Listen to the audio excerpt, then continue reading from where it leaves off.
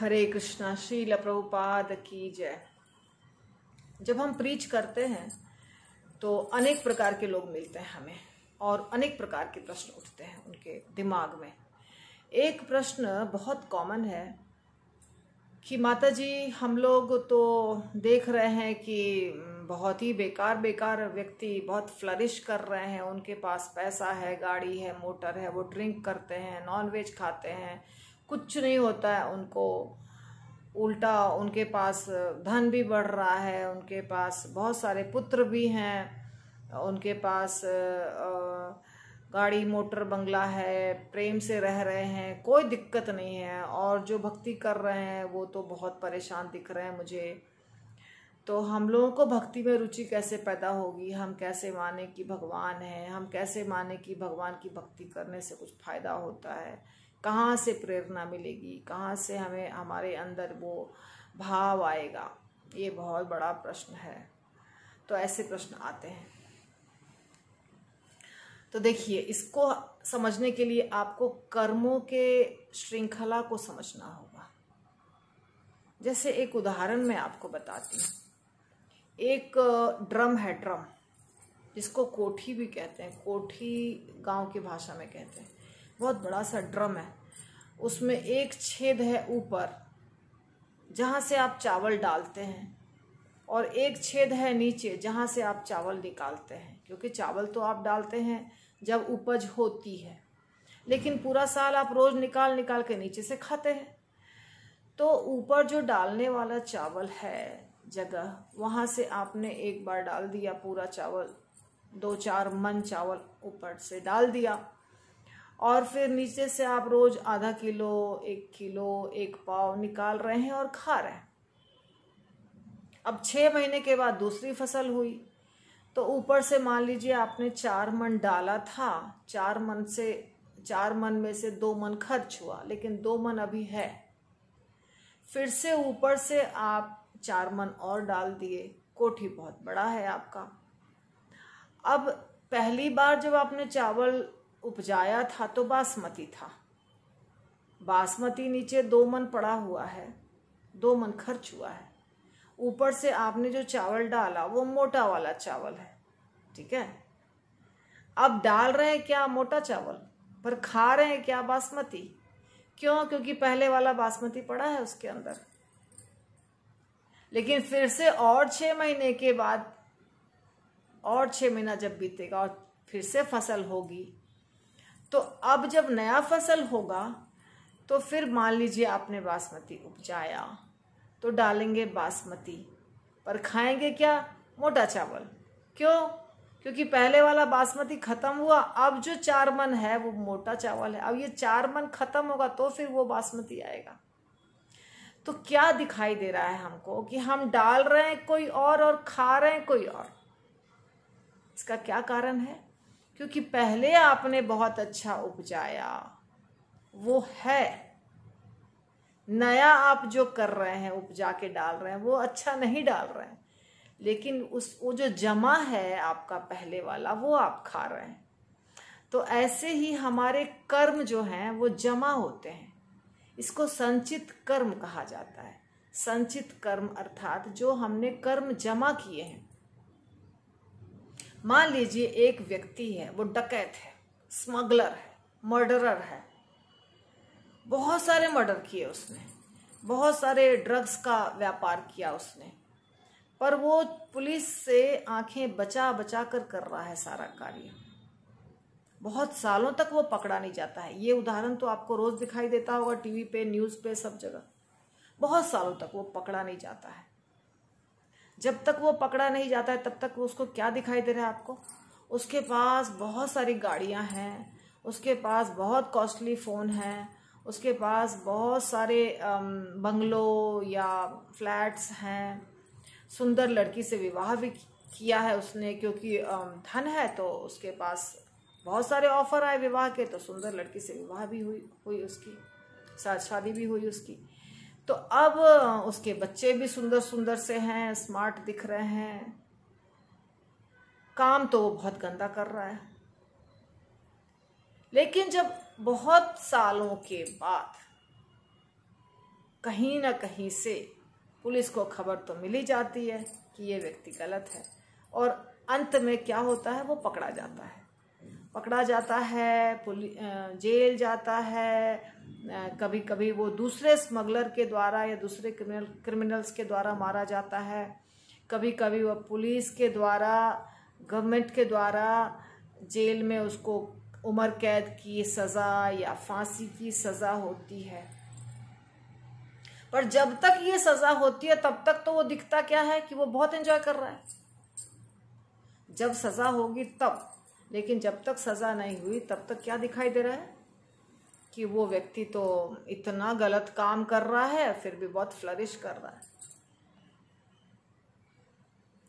तो यही तरीका है, यही सेम सिस्टम होता है आध्यात्मिक जगत में, जो हमारे अथॉरिटी होते हैं, जिनके द्वारा हमको ये सब कुछ हिसाब किताब रखा जाता है और हमको सज़ा मिलती है या हमको पुरस्कार मिलता है, जो भी मिलता है कर्मों का लेखा जोखा। वहाँ भी ऐसा नहीं होता है कि आज हमने कर्म किया और हमको कल रिजल्ट मिल जाएगा, ऐसा नहीं होता है। हमारे कर्म जमा होते हैं, हमारे कर्म बहुत सालों तक, बहुत शरीरों में घूमते घूमते वो सब जो हमने किया है वो सब इकट्ठा होता है। और ये मनुष्य का होता है, सिर्फ ये भी ध्यान रखिए, क्योंकि जानवरों की योनि कर्म योनि नहीं है। जानवर यदि कुछ भी गलत करे, सही करे, तो उसको सज़ा नहीं मिलती है, क्योंकि वो तो जानवर है, उसके पास तो बुद्धि नहीं है कि हमें ये करना चाहिए नहीं करना चाहिए। बुद्धि सिर्फ मनुष्य के पास है, इसलिए कर्म योनि सिर्फ मनुष्य योनि ही होते हैं। अब मनुष्यों में ही देवता भी आ जाते हैं, ये बात अलग है। मनुष्यों में जितने लोग हैं ये सब किन्नर और देवता और असुर, दानव, मनुष्य, किम पुरुष, ऐसे बहुत सारे भागवतम में नाम है जिनमें आप देखेंगे कि यक्ष, ये सब मनुष्य योनि में आ जाते हैं। तो ये जो कर्म करते हैं, इनके कर्म अलग अलग प्रकार से मैच्योर होते हैं, संचित होते हैं, प्रारब्ध होते हैं, कूटम होते हैं, बीजम होते हैं, अप्रारब्ध होते हैं। इसका अलग अलग नाम है। जैसे कि कोई फल आपको पका हुआ है, फिर कच्चा है, फिर बीज रूप में है, बाद में वो पक जाएगा। ऐसे कैसे होता है? जैसे कि आपने एक पेड़ लगाया, पेड़ में फल हुआ, पर फल अभी कैसा है? अभी तो फल बीज के रूप में है, फिर वो फल थोड़ा छोटा सा कच्चा सा होगा, फिर वो थोड़ा बड़ा होगा, फिर वो पूरा बड़ा होगा। जब पूरा बड़ा हो जाएगा फल तो आपको चखने मिलेगा, है ना। इसी तरह हमारे जो कर्म होते हैं वो किसी अलग स्टेज में है, हमको अभी उसका फल नहीं मिल रहा है। ऐसे स्टेज में है कि हमको उसको फल नहीं बने हैं, अच्छे से वो फल नहीं बने हैं, वो अभी बीज रूप में पड़े हुए हैं कहीं पे। जिस दिन वो फल रूप में आ जाएंगे उस दिन हमको उसका फल भुगतना पड़ेगा, अच्छा या बुरा, दोनों, बुरा भी और अच्छा भी। तो जब तक वो बीज रूप में है तब तक लोगों को क्या लगता है कि बस ये तो इतना बुरा काम कर रहा है फिर भी इसको कुछ नहीं हो रहा है, क्योंकि उसने जो काम किया है वो अभी बीज रूप में पड़े हैं, फलीभूत नहीं हुए हैं। जैसे सपोज एक बोरी सरसों का दाना है, एक बोरी, और एक बोरी सरसों का दाना जमा करके रखा हुआ है किसी का कर्म है, वो इतना बड़ा अमाउंट है, उससे कितने फल होंगे, कितने पेड़ होंगे, कितने पौधे होंगे, पर वो भी बीज के रूप में है। उसमें से एक मुट्ठी बोया, फल हुआ और अब उसको काटेगा, बाकी सब तो बीज के रूप में पड़े हुए हैं।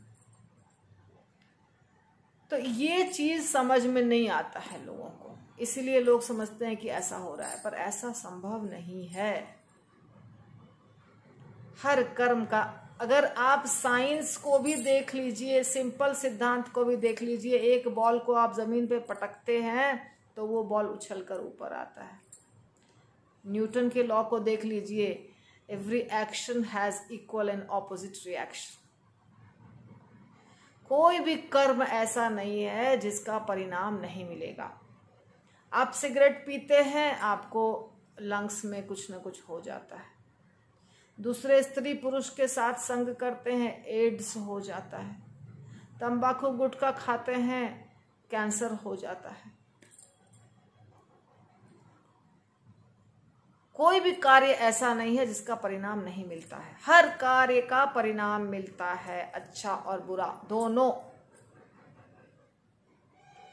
रोज रोज रोज रोज आप फूल पौधे को पानी देंगे, उसका सेवन करेंगे, उसके मिट्टी को सॉफ्ट करेंगे, तो एक दिन आपको अच्छा फूल मिलेगा, उस पौधे से फल मिलेगा। मिलेगा कि नहीं? पर एक दिन में तो नहीं मिलेगा, उसको तो बहुत समय तक आपको करना पड़ेगा, फिर मिलेगा। तो समय आने पर सब मिलता है। कहते हैं ना, माली सींचे 100 घड़ा, ऋतु आए फल होए, है ना। चाहे कितना भी पानी डाले, पर समय आने पर फल उसमें होता है। इसी तरह धीरे धीरे रे मना, धीरे सब कुछ होए, माली सींचे 100 घड़ा, ऋतु आए फल होए। धीरे धीरे सब कुछ होता है, तो धीरे धीरे ही कर्मों के फल भी मिलते हैं। आज कर्म किए, कल फल मिल जाएंगे, ऐसा नहीं होगा। तो हम जो अच्छे कर्म कर रहे हैं, आज कोई बच्चा बहुत स्कूल में मेहनत करता है, पढ़ाई करता है, बहुत 90% मार्क्स लाता है, सुबह 3 बजे उठ के पढ़ता है, रात लेट तक पढ़ता है, खाने पीने पे कंट्रोल करता है, तो उसको परिणाम मिलता है कि नहीं? बहुत अच्छे मार्क्स आते हैं 10th में, 12th में, बहुत अच्छी नौकरी होती है। इसी प्रकार जो व्यक्ति अपने शरीर पर बहुत ध्यान देता है, एक्सरसाइज करता है, खाने पे कंट्रोल करता है, आज वो बहुत खुश है। कोरोना पीरियड में भी बहुत स्ट्रांग है उसका बॉडी, उसको अगर कोरोना होता भी है तो उसको अफेक्ट नहीं हो रहा है। क्यों? क्योंकि बॉडी स्ट्रांग है उसका। तो जब व्यक्ति मेहनत करता है तो उसको फल मिलता है। इसी प्रकार अगर हम आज भक्ति कर रहे हैं तो हमको अवश्य उसका परिणाम मिलेगा। अगर आज कोई बुरा व्यक्ति कर रहा है कार्य, उसको भी उसका परिणाम मिलेगा। इसलिए हमको जो दिखाई दे रहा है कि बहुत गंदे व्यक्ति फ्लरिश कर रहे हैं, वो गंदे व्यक्ति जो फ्लरिश कर रहे हैं वो पुराने जन्मों के, कई जन्मों के कर्मों के संचित कर्म के फल भोग कर रहे हैं। जो आपको दिख रहा है ना कि बहुत पैसा है, वो सब पुराने जन्मों के उसके अर्जित कर्म है, जिसके कारण वो उसको अच्छा मिल रहा है। और आज जो वो गलत कर रहा है उसका भी उसको अगले बार मिलेगा, बाद में मिलेगा उसको। यहाँ भी तो दिखता है ना, यहाँ भी तो आपको बाद में उसका परिणाम बुरा ही दिखता है। कौन सा अच्छा, कौन सा व्यक्ति बुरा है जो जन्म से लेके बुरा किया और मरने तक उसका कुछ बुरा नहीं हुआ? ऐसा आपको नहीं मिलेगा। आज भी आपको यही दिखेगा कि 10 साल, 20 साल, 50 साल किया गलत, लेकिन लास्ट में आपको उसकी सजा उसको भुगतते हुए दिखाई देगी। आप देखेंगे कि वो सजा भुगत रहा है। आप ध्यान दीजिए, आपको जरूर दिखाई देगा। इतने सारे क्रिमिनल्स हैं इस दुनिया में, आपको अंत में तो दिख रहा है ना कि अंत में उसको या तो फांसी हो रही है, या तो पुलिस पकड़ रही है, या तो बीमारी हो रही है, या तो उसका अपना बेटा उसको सजा दे रहा है। कुछ ना कुछ तो इस जन्म में भी होगा, पर अगले जन्म में भी होगा। इसीलिए आप ये, अगर आपके दिमाग में प्रश्न है तो उसका समाधान यही है कि कर्मों की श्रृंखला है, कर्मों का फल है, और जो अभी मिलेगा या कभी मिलेगा, मगर मिलेगा अवश्य। इसलिए सब लोगों को भगवान की भक्ति करनी चाहिए, और भक्ति करने से संचित कर्म अगर बुरे भी हैं तो वो भी जल जाते हैं, वो भी नष्ट हो जाते हैं। भगवान की भक्ति में इतनी शक्ति है। यदि कोई प्रश्न हो तो अवश्य पूछिए, और YouTube पर जाकर पवित्र मंजरी देवीदासी टाइप करिए, सर्च करिए, आपको मेरे सारे वीडियोस मिल जाएंगे। और शेयर करिए, लाइक करिए, सब्सक्राइब करिए, और प्रश्न हो तो कमेंट बॉक्स में ज़रूर डालिए। हरे कृष्णा। श्रील प्रभुपाद की जय।